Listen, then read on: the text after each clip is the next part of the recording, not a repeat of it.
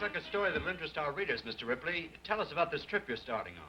Why, I'm taking some friends for a flight to gather some new material for the Believe It or Not pictures. And en route, I not only intend to take pictures, but I intend to show them. Well, are you going to project pictures in the plane while it's in the air? Exactly.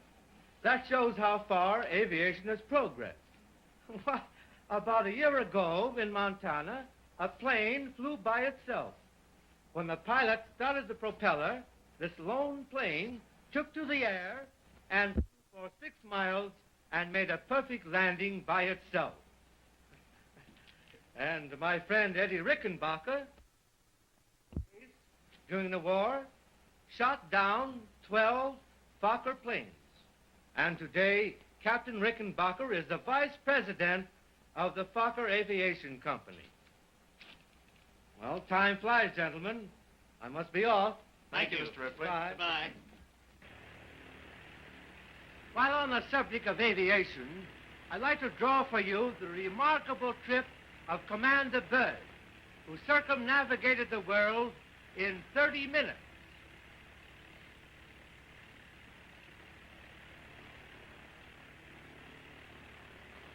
This is his plane, the Josephine Four, and this is the North Pole.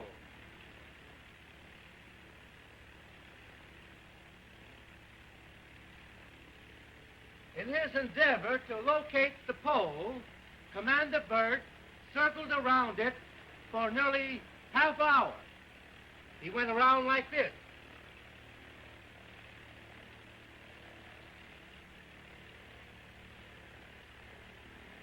Finally making a complete circuit of the Earth in less than half an hour, believe it or not. We're now passing over the city of Washington. But, believe it or not, the city of Washington is not the capital of the United States. The capital of the United States is officially the District of Columbia, and is the only place in our country where a citizen cannot vote. There's the White House. It's called the White House, although it's really made of brown stone. And that beautiful building there is the capital of the United States. Believe it or not, this building, the capital of our country, was once mortgaged to a Dutchman. 101 years ago, President Jackson gave a 20-year mortgage on the Capitol building to Daniel Crommelin of Amsterdam for a government loan of $1.5 million. And now, I'd like to show you some pictures on the screen. Now, this is a very happy home indeed, because it's made almost entirely of bottles. Louis A. List of Rochester, New York, whom you see here, built this beautiful house by encasing bottles in cement to give the effect of rose windows. 50 years ago, he promised his wife that he would save all the empties for this purpose. And now he looks at the world through rose-colored glasses. Harry Mann, a farmer in Tennessee who can lift a 600-pound bull. Mr. Mann has been lifting this bull 8 times a day since it was born. He expects to be able to do this when the bull weighs 1,000 pounds. Now watch this man throw the bull. But any man can lift this cow. The smallest cow in the world, only 29 inches tall, although 7 years old. She comes from Dallas, Texas, where rumor has it that she gives condensed milk.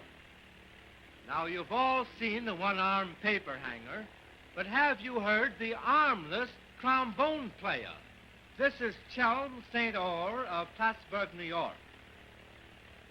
He will now play the slide trombone for you. Just watch his footwork.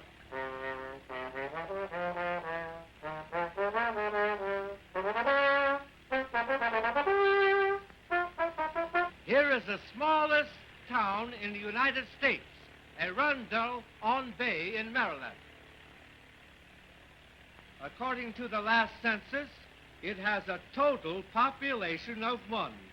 And here he is, Elijah Wells. I've heard of one-horse towns, but this is the only one-man town on record. No doubt many of you have put your shoulder to the wheel, but how many of you can put your shoulders on your chest? I want you to meet J.E. Turner, Sr., and his son, J.E. Jr., of Fort Worth, Texas, who can perform this remarkable feat. This stunt of bringing your shoulders out on your chest is probably unique with the Turners. Although it seems to me, I remember a few second lieutenants during the war who used to bring their shoulder straps out even farther than this. And while we're flying over this territory, let me show you the caged tree of Missouri. This is the original golden delicious tree, which is almost as priceless as the tree that grew the golden apples. From this tree has sprung entire orchards all over the country. It is so valuable that it's kept in a burglar-proof cage. The apples that grow on this tree are truly forbidden fruit. This is not exactly a historical monument. It's really a living picture. This horse, owned by Miss Gibbs of Oklahoma, has a portrait of Abraham Lincoln on its side. This picture started to grow 6 years ago. Each year, the hair takes on a deeper color, bringing out the picture more clearly. And now, our next flight, believe it or not, may be across the Atlantic. Until then, happy landing.